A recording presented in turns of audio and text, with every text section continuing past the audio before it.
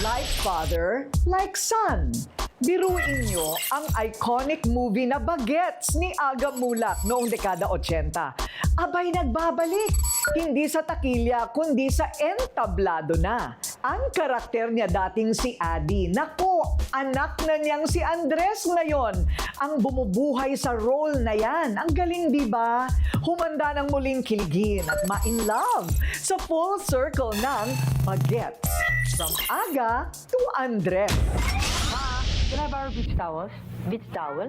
Why? Mag-swimming kami ni Ivy sa waterfalls. Swimming? Waterfalls in December? So? Siya si Adi sa pelikula noong dekada 80. Siya naman si Adi ng Gen Z ngayon sa entablado. Mahigit 4 na dekada ang lumipas pero ang kilig parang kahapon lang. Mula sa karismang nagpahiyaw sa fans noon hanggang sa pagpapakilig muli sa bagong henerasyon. 2 Pinoy heartthrobs ang nagmarka sa iisang karakter. Pareho pang galing sa iisang pamilya. Si Aga Mulak at ang anak niyang si Andres Mulak. Mag-ama na parehong nagbigay buhay kay Adi. Like father, like son nga ba ang kanilang diskarte sa aktingan? Isang iconic role, full circle moments ng Bagets. Ayos! Aray!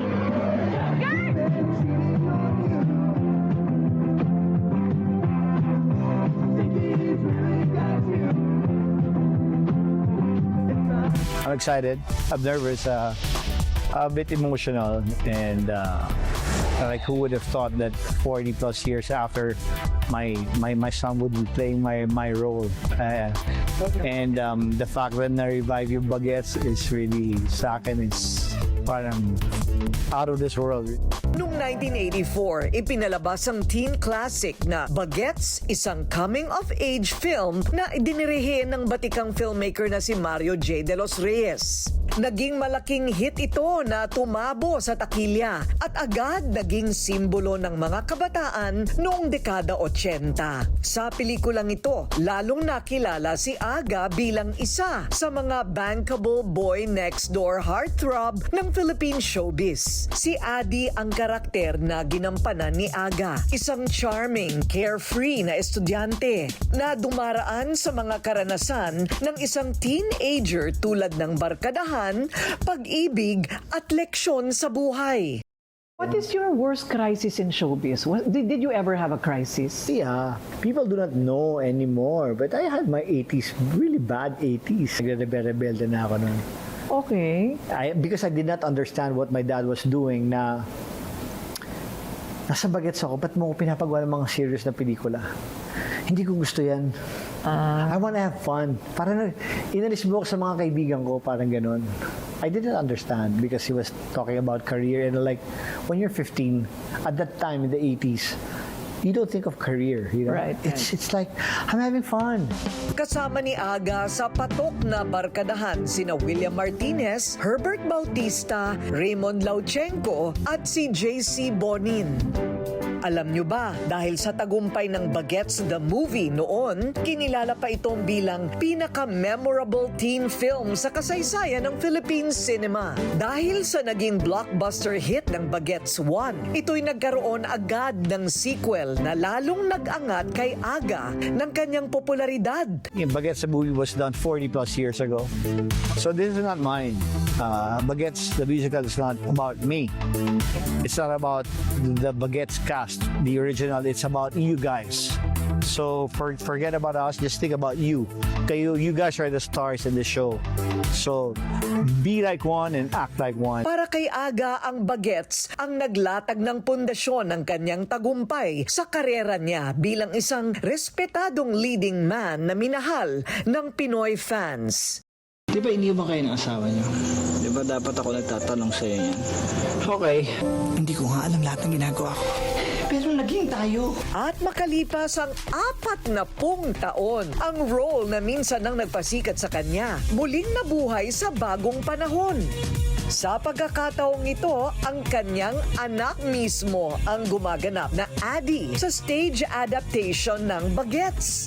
Aminado si Andres, hindi madali ang maging artista kahit pa medyo iba ang kanyang tinahak na larangan kumpara sa kanyang daddy Aga. Siyempre naman, still new, still learning to be more confident in myself. I'm not closing my doors to anything necessarily. I want to be able to try new things and to learn in the industry and get better, improve my craft, regardless what that is. Pero hindi tulad ng ama, dumaan sa mas normal na buhay teenager, si Andres. Pinili kasi ng mag-asawang Aga at Charlene na maging pribado ang buhay ng kanilang kambal na sina Atasha at Andres nung kanilang kabataan. Wow, they grew up to be really good-looking kids, ha? So, They're one-third nice. They're not nice itsura, but I mean, they're really mababait na bata. mababait. Between you and Charlene, ikaw talaga yung ano? Minsan, stricto siya. Pag stricto siya, at nakikita ko yung reaksyon ng bata, parang sinasabihan ko siya na, no, it's okay. Or minsan pag ako naman yung galit, ako yung nagaganon, and she'd tell me naman na, don't be like that naman. When we got married, and we got our kids already, nagano na ako, one film every 2 years, one film every... It was really family time for me. Kahit na mga superstar ang kanyang mga magulang, lumaking simple at may disiplina si Andres. Nag-aral siya sa abroad at kumuha ng kursong Business at Communication sa Espanya. Sa banyagang bansa, bawal daw ang spoiled. Yan ang bilin ni Daddy Aga. Hinasa silang magkapatid na marunong dapat sa buhay. Hindi maluho at malayo sa glamorosong mundo ng showbiz ang kambal. So what's the secret to twins? Pwede mo ba akong turuan? Like competition, No, kaya hiwalay sila ng school. hiwalay ng school. Hiwalay kasi ng school mula nung bata sila. Hanggang ngayon, hiwalay sila hanggang pag-graduate nila. Pero sigurado nga dahil nasa dugo na ni Andres ang pagiging royalty sa showbiz. Ang tawag ng industriyang pinagharian ng kanyang angkan ay hindi niya natanggihan. Hindi maitatanggi na kakabit ng apelidong Mulak ay ang pag-arte sa harapan ng kamera. Mula sa kanyang lola na si Amalia Fuentes, lolo na si Bernard Bonin, ang kid wonder noon na tiyuhin na rin si Nino Mulak, hanggang sa mga tito at tita na si Arlene Mulak at Richard Bonin. Lahat ng kanilang kamag-anak sumusuporta sa bagong rising star ng kanilang pamilya. Oh, break a leg, Andres. I know you can do it. I have faith in you. Oh. I'm feeling nothing but proud for my twin.